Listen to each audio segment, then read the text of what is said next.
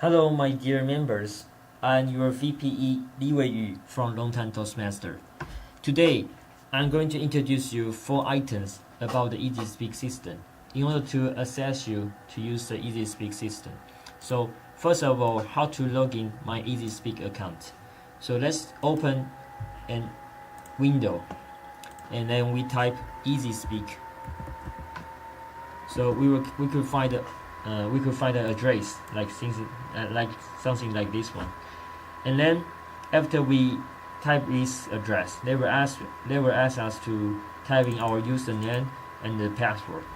Don't forget, if you can't remember your password anymore, please inform your VPE Li Weiyu or MVP or someone else.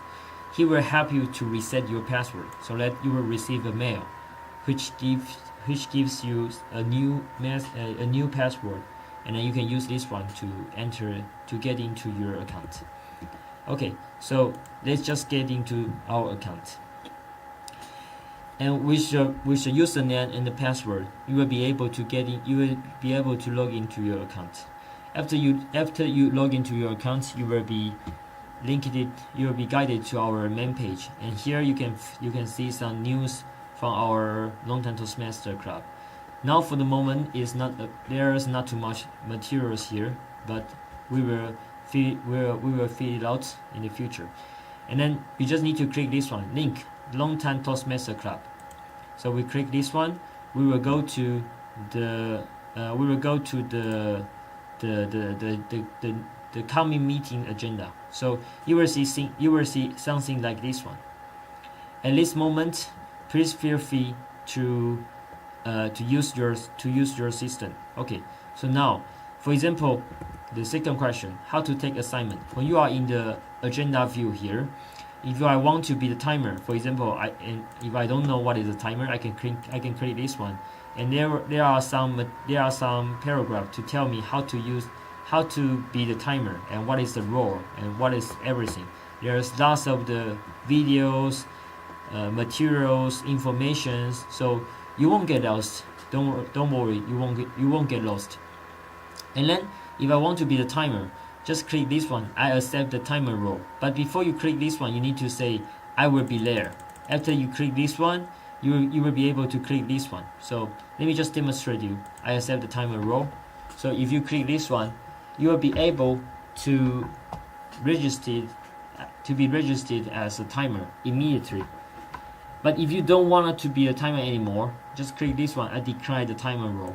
So you click this one and you explain what is the reason, and they say I'm not attending, okay, or I will be there, whatever. So you just refuse to be there. But now if you are available again, just please click this one, I will be there, and then you will see all the buttons will pop up again. But you can see here there's no buttons here for the speakers. It is because you are not allowed to take the speaker assignment immediately. Before you take the speaker assignment, you need to request a speech. So the third question, how to propose my future speech. So you need to propose a speech, even for the speech for the moment or for your future speech. So you just need to click request a speech. After you click this one, it will pop out another window, ask you to explain what is your title and what is your detail of the speech. So let me just demonstrate you. I would like to say my title is wanna speak English, just speak it out. So this is my title, and there you can put some introduction here. So let me just say introduction, blah blah blah. Okay, so I finished this stage. It is not mandatory to fill the speech introduction, but this introduction will be proposed to the Toastmaster so that it will be much easier for him to introduce your speech. Second, you need to click the second tab about the workbook. So you can choose a workbook. If you are not using the competent communication manual, you can choose a new workbook here. But normally for everyone, you should use the competent communication manual. So you click this one, and you can choose the assignment you would like to take. For example, I would like to take the second one, organize your speech. And then you will see the cross will become the check. And then you need to click the third one. The third one, it will be the preferred date. So your preferred date, you can choose the date you would like to do it. And now let me introduce you.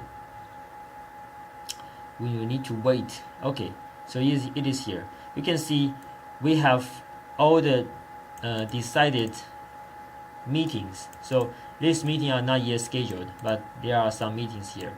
So I can say my first preferred date, it will be this meeting or this meeting. So you can choose whatever you want. Okay, and you can choose, if I couldn't take this one, I can actually take this one and should take this one.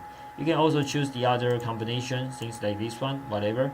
So you can find it out about all the dates and all the preference number.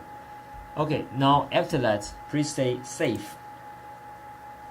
After you say save, you will propose a speech. And here is my communicator process. You can find out more detailed information here.